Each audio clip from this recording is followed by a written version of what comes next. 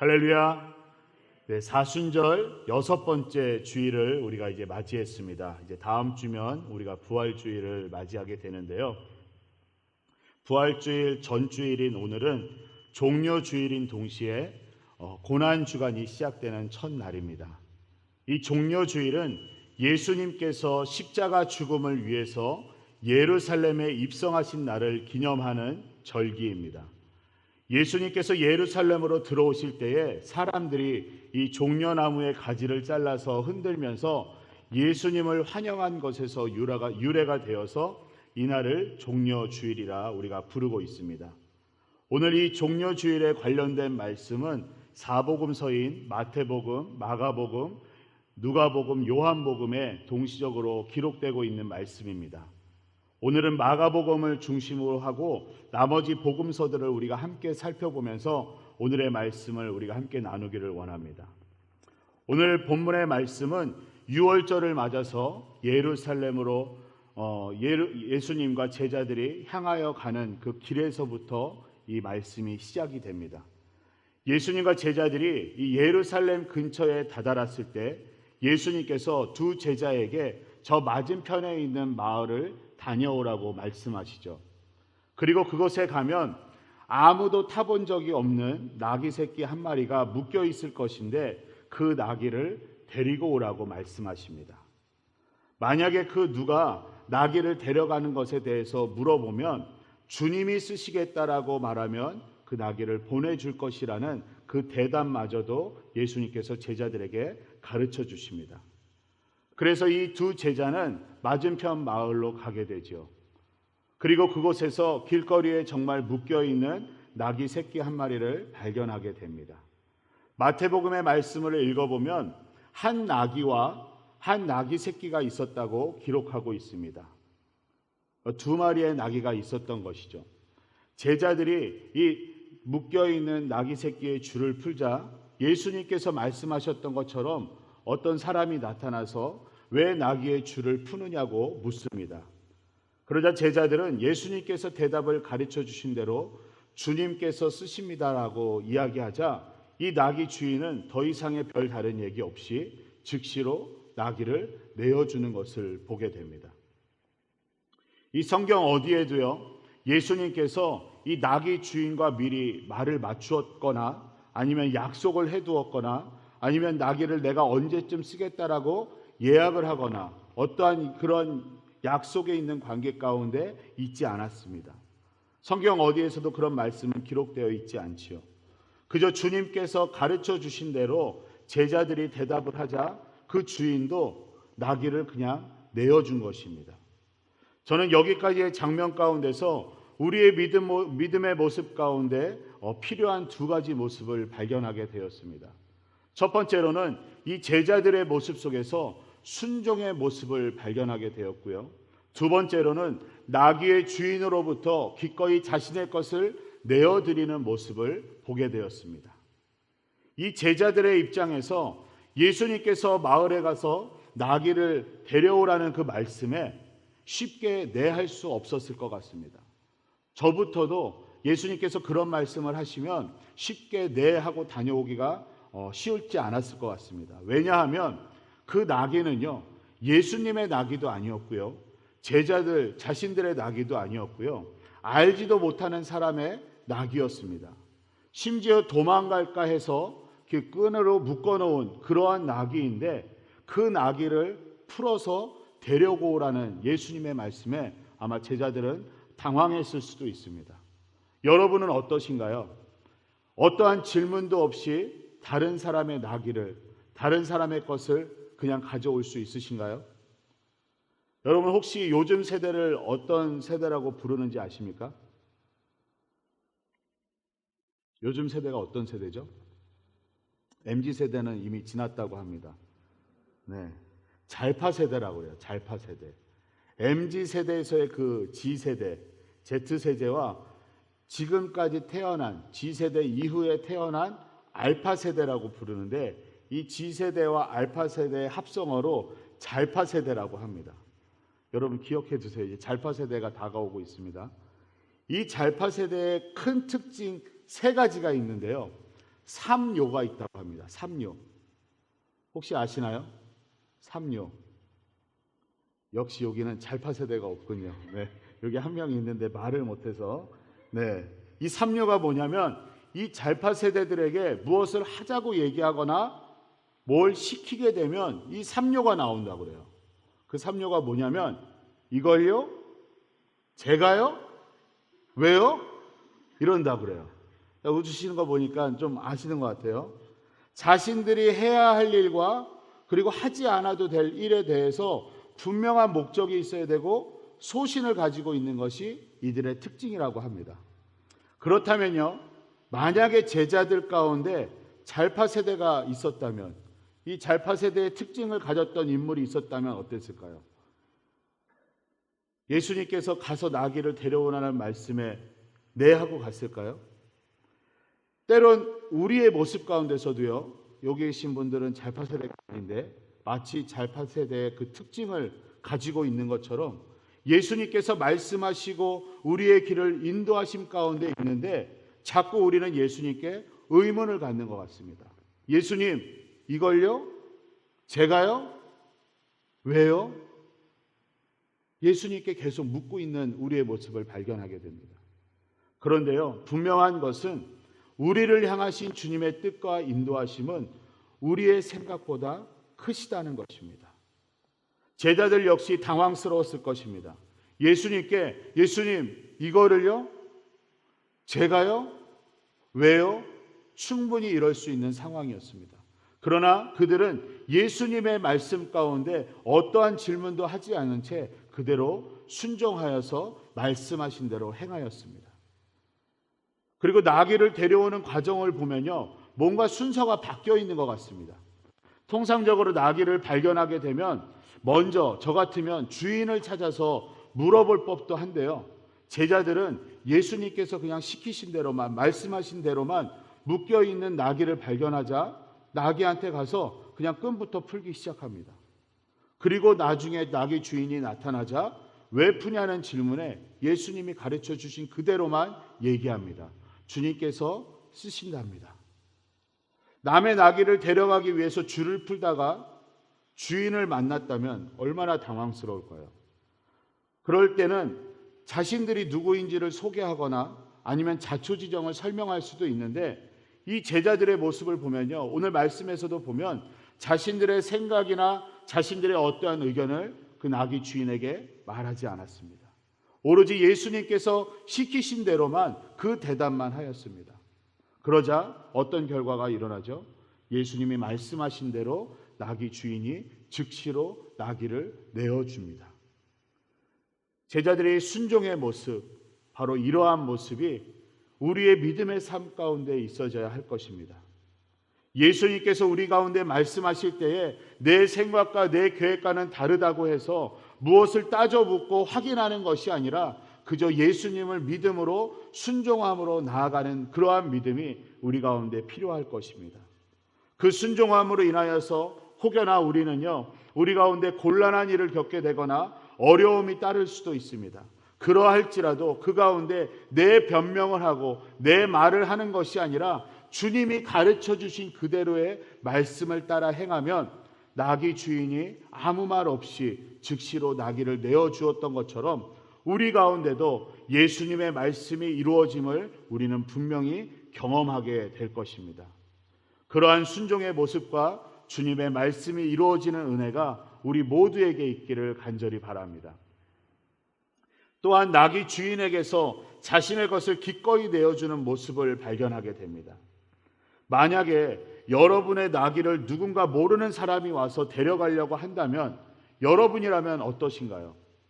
이 상황적으로만 볼 때면 누군가 알지 못하는 사람이 자신의 나귀를 데려가려고 한다면 아마도 저라면 화부터 내고 따져 묻고 실랑이를 벌일 수 있는 그런 상황이 생겨날 수도 있지 않을까 생각이 듭니다. 그런데 제자들의 말에 그 주인은요, 그 어떠한 소란도 피우지 않은 채 즉시로 나귀를 내어 주었다라고 말씀은 기록하고 있습니다. 이 제자들의 대답은요, 이 주인을 이해시키기 위해서 어떠한 장황한 설명을 한 것이 아닙니다. 어떠한 설명이나 부탁을 한 것도 아닙니다. 그저 주님께서 말씀하신 대로, 주님께서 가르쳐 주신 대로 주님께서 쓰시겠다라고 그 대답만 했는데 이 주인은 나귀를 기꺼이 내어준 것이죠. 이것은 바로 우리 주님의 주권을 인정하는 믿음의 모습입니다. 예수님께서 나의 주인 되심을 인정하고 고백하는 모습이죠. 이러한 모습이 우리 가운데 있어져야 하는 것입니다. 예수님께서 나의 주인이심을 인정하고 우리가 그것을 고백할 때에 우리는 우리가 가진 것들을 기꺼이 주님께 내어드릴 수 있는 것입니다. 사랑하는 성도 여러분, 여러분이 가진 것을 주님을 위해서 기꺼이 내어드릴 수 있으신가요? 그것이 무엇이든지 간에 주님께서 쓰시겠다 하실 때에 즉시로 내어드릴 수 있으신가요? 우리가 가진 모든 것들을 우리가 되돌아보고 다시 한번 바라보면 이 모든 것들은 주님께서 허락해 주신 것이고 주님의 은혜였기에 우리가 가질 수 있었고 우리가 누릴 수 있었던 것들을 우리는 고백하게 됩니다. 아브라함은요, 정말로 어렵게 얻게 된 독자 아들 이삭을 하나님께서 제물로 드리라 하셨을 때에 기꺼이 내어드렸습니다. 우리 창세기 22장 2절의 말씀 우리 함께 볼까요? 여호와께서 이르시되 내 아들 내 사랑하는 독자 이삭을 데리고 모리아 땅으로 가서 내가 내게 일러준 한 산 거기서 그를 번제로 드리라 라고 말씀하십니다. 이 하나님의 말씀은요, 너의 사랑하는 독자 이삭과 함께 가서 번제를 드리라가 아니었습니다. 너의 사랑하는 독자 이삭을 번제로 드리라였습니다. 이 말씀 이후에 계속 말씀을 읽어가면요, 그 이후에 그 어디에도 아브라함은 하나님 앞에 어떠한 질문도 하지 않습니다. 정말로 이삭을 제단 나무 위에 올려놓고 눕혀놓고 칼을 꺼내서 내려치기까지 하는 그 순간까지 갔습니다. 그 마지막까지도 아브라함은요, 하나님께 그 어떠한 질문도 그 어떠한 부탁도 하지 않은 채 하나님께 이삭을 내어드렸던 그 믿음을 우리는 보게 됩니다. 또한 우리는 욥기 1장 21절을 통해서 욥이 하나님의 주권을 인정하는 놀라운 고백을 하는 것을 우리는 보게 됩니다. 자신들의 자녀들이 다 죽고요, 엄청난 재산들을 잃어버리는 상황 가운데서 욥은요, 뭐라고 이야기하고 있냐면 주신 자도 여호와시요 취하신 자도 여호와시오니 여호와의 이름이 찬송을 받으실지이다 라고 고백하고 있습니다. 자신이 잃어버린 것들에 대해서 하나님께 어떠한 원망과 따져 물음과 하소연을 하고 있는 것이 아니라 오히려 당연하게 주님의 것들을 인정하는 동시에 그 가운데서 하나님을 찬송하고 있는 그 믿음을 우리는 보게 됩니다. 때로는 우리의 모습 가운데 내가 가진 것이 정말 내 거이냐 고집하면서 내려놓지 못하는 것들이 있는 것을 보게 되죠. 우리는 심지어 더 가지려고는 하지 기꺼이 내어주려고는 하지 않습니다. 우리는 주님이 우리의 주인 되심과 우리가 가진 이 모든 것들이 주님의 것이며 그리고 우리의 삶 가운데 필요한 대로 주님께서 잠시 허락하여 주셨다는 것을 우리는 기억해야 합니다. 우리가 이 땅 가운데 살아가다 보면요, 우리가 가진 것들 가운데는 영원한 것은 없습니다. 사랑하는 성도 여러분, 내가 가진 것, 그것이 무엇이든지 주님께서 주님의 뜻과 주님의 계획하심 가운데 그리고 주님과 그 복음을 위해서 쓰시겠다고 하실 때에 기꺼이 내어드릴 수 있는 믿음이 우리 안에 있어지기를 간절히 소망합니다. 계속해서 다음 장면을 보면요, 제자들은 나귀 새끼를 이제 예수님께로 끌고 와서 예수님께서 나귀를 타시도록 준비를 하고 있습니다. 어떻게 준비하냐면 자신들의 겉옷을 벗어서 나귀 등 위에 걸쳐 놓습니다.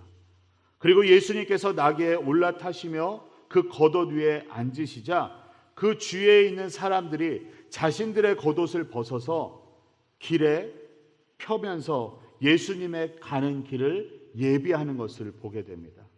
그리고 앞뒤 좌우에 있는 사람들은요, 종려나무의 가지를 꺾어와서 흔들면서 예루살렘으로 들어오시는 예수님을 환영합니다. 그리고 그 예수님을 따르고 애워싸면서 호산나 호산나 외치며 주님을 찬양하고 환호성을 지르는 모습을 우리는 보게 됩니다. 바로 이 장면은 새로운 왕으로 오시는 예수님을 맞이하고 기뻐하며 찬양하는 모습입니다. 그런데 여기에는요, 좀 이상하고 좀 어색한 모습이 보여집니다. 바로 새로운 왕으로 오시는 이 예수님께서 나귀 새끼를 타고 있는 모습이 영 걸맞지가 않습니다. 왜냐하면 당시에 시대적으로 왕이나 장군들은 큰 백마나 흑마를 타고 나타났고요, 크고 건장한 말들을 타고 나타나서 사람들이 이렇게 아래에서 위로 우러러 보도록 사람들이 이렇게 큰 말들을 타고 나타났습니다. 그런데 새로운 왕으로 나타난다는 이 예수님은요, 그냥 나귀도 아니고 새끼 나귀를 타고 나타나셨습니다. 왜 하필 예수님은 이 작은 새끼 나귀를 타고 오셨을까요? 좀 전에도 말씀드렸듯이 마태복음에 의하면 나귀 한 마리와 나귀 새끼가 있었다라고 말씀드렸습니다. 아마도 그 말씀에 의하면 나귀 두 마리가 있었는데 하나는 아빠 나귀나 엄마 나귀, 적어도 새끼 나귀는 아니었을 것입니다. 그렇다면 기왕 왕으로 사람들 앞에 환영을 받으며 입장하는 그러한 상황이라면, 그리고 어차피 다른 사람의 것을 빌려와서 타는 상황이라면 백마나 흑마는 아니더라도 어른 나귀를 타고 나오면 조금 괜찮을 법한데 예수님께서는 새끼 나귀를 말씀하셨습니다. 한번 상상해 보시기 바랍니다. 예수님이 새끼 나귀를 타고 있는 모습 한번 머릿속에 그려보시기 바랍니다. 이 나귀는 새끼 나귀이고요, 말씀에 보면 한 번도 사람을 태워본 적이 없는 나귀라고 얘기하고 있습니다. 어쩌면 예수님께서 서 계시면 예수님의 다리가 땅에 닿을 수도 있는 상황이 아닌가, 그런 상상도 해봅니다. 상상이 잘 되시나요? 제가 세발 자전거를 타고 애들 거를 타고 있다고 한번 생각해 보시기 바랍니다. 얼마나 우스꽝스럽겠습니까? 그 모습은요, 너무나도 초라하고 심지어 우스꽝스러울 수도 있는 상황입니다. 그럼에도 예수님께서 나귀 새끼를 타신 것은 외형적인 어떠한 모습이 아니라 바로 하나님의 말씀을 성취하시기 위한 그러한 목적이 있었기 때문에 나귀 새끼를 타고 나타나신 것이죠. 그 말씀은 우리는 스가랴의 말씀에서 확인할 수가 있습니다. 구약의 스가랴 선지자는요, 스가랴 9장 9절의 말씀에서 이와 같이 메시아에 대한 예언의 말씀을 하고 있습니다. 우리 함께 읽어볼까요? 시온에 따라 크게 기뻐할지어다, 예루살렘에 따라 즐거이 부를지어다. 보라, 내 왕이 내게 임하시나니 그는 공의로우시며 구원을 베푸시며 겸손하여서 나귀를 타시나니 나귀의 작은 것 곧 나귀 새끼니라. 아멘. 이 예언의 말씀이 성취되는 것을 오늘 본문의 내용을 기록하고 있는 마태복음과 요한복음에서 우리는 확인할 수가 있습니다. 먼저 마태복음 21장 4절로 5절의 말씀인데요, 다시 한번 읽어볼까요? 이는 선지자를 통하여 하신 말씀을 이루려 하심이라. 일렀으되 시온 딸에게 이르기를 내 왕이 내게 임하나니 그는 겸손하여 나귀 곧 멍에 매는 짐승의 새끼를 탔도다 하라 하였느니라. 아멘. 그리고 요한복음 12장 14절로 15절에서는요, 예수는 한 어린 나귀를 보고 타시니 이는 기록된 바 시온 딸아 두려워하지 말라, 보라 너의 왕이 나귀 새끼를 타고 오신다 함과 같더라. 아멘. 예수님께서 백마나 흑마나 또는 어른 나귀를 타고 오시는 것이 아니라 나귀 새끼를 타고 오신 진짜 이유는요, 바로 이와 같이 하나님의 말씀을 이루시는 동시에 겸손하시기에 나귀 새끼를 타신 것이라 말씀하고 있습니다. 예수님께서 이러한 초라한 모습으로 예루살렘에 들어오셨지만 그 어느 누구도 그러한 예수님의 모습을 보고 조롱하거나 놀리지 않았습니다. 오히려 사람들은요, 종려나무의 가지를 흔들면서 호산나 호산나 외치며 환호하고 기뻐하였습니다. 여기서 우리가 주목할 것은요, 사람들이 종려나무의 가지를 가지고 와서 환영했다라는 것입니다. 당시 종려나무는요, 승리와 생명을 상징하는 나무였습니다. 우리 사순절을 시작하면서 계속해서 우리는 이 승리에 초점을 맞추면서 말씀을 나누어 왔죠. 오늘까지의 말씀을 보면요, 예수님의 승리로 시작하여서 우리도 함께 승리하였음을 확인하였고요, 오늘 말씀을 통해서 보면 이제는 많은 사람들이 그 승리로 예수님을 환영하고 맞이하고 있는 것을 우리는 보게 됩니다. 그리고 다음 주일은 우리가 부활주일로 지키면서 예수님의 부활을 기념하면서 그 승리로 인하여 생명이 얻어짐을 우리는 이제 예배하게 될 것입니다. 이러한 승리와 생명의 상징으로 종려나무의 가지를 흔들며 예수님을 환영하고 있는 것이죠. 그러면서 호산나 호산나 외칩니다. 오늘도 우리 경배와 찬양 가운데 정말로 많이 호산나를 외쳤습니다. 많이 부르고 외쳤죠. 이 호산나라는 것은 우리가 당신께 구하오니 지금 이제 우리를 구원하소서라는 뜻입니다. 원래 이 호산나는 시편 118편 25절에서 여호와여 구하옵나니 이제 구원하소서라는 아주 짧은 구원을 구하는 기도문이었습니다. 그런데 시간이 흐르면서 이 구원자를 기다리는 자들에게 이 호산나는요, 자신을 구원하는 왕이 오거나 자신을 구원하시는 메시아를 맞이할 때에 외치는 환호성으로 바뀌었습니다.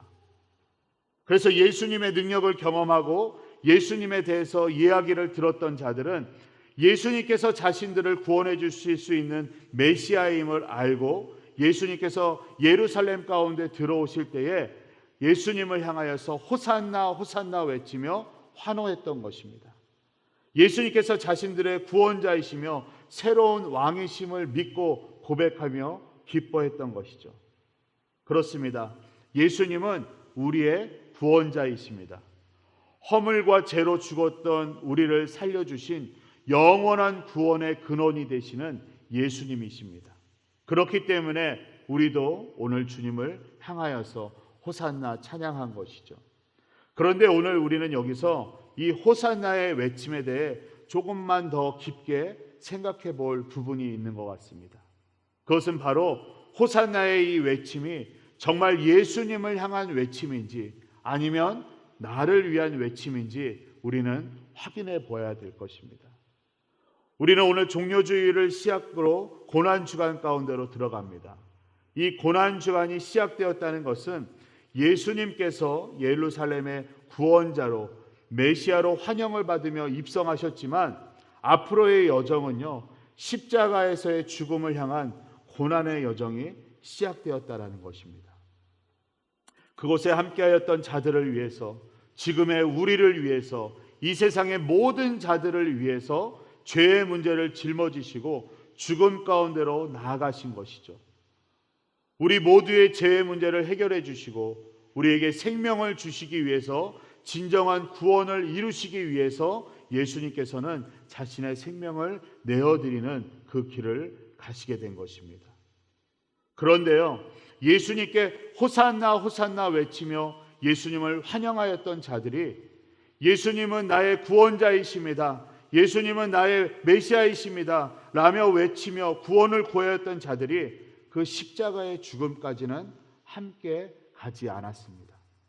오히려 호산나 호산나 외치던 그들의 외침은요, 결국 예수님을 십자가에 못 박으라 못 박으라의 외침으로 바뀌어졌습니다. 왜일까요? 그토록 예수님을 환영하며 호산나 호산나 외쳤는데 그들이 왜 이제 와서는 예수님을 십자가에 못 박으라 외치고 있는 것일까요? 왜냐하면 그들이 원했던 구원이 아니었기 때문입니다.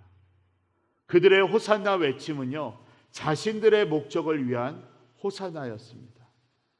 그들은 그저 로마의 압제 가운데 해방되기를 바라는 그런 구원을 꿈꿔왔던 것이죠.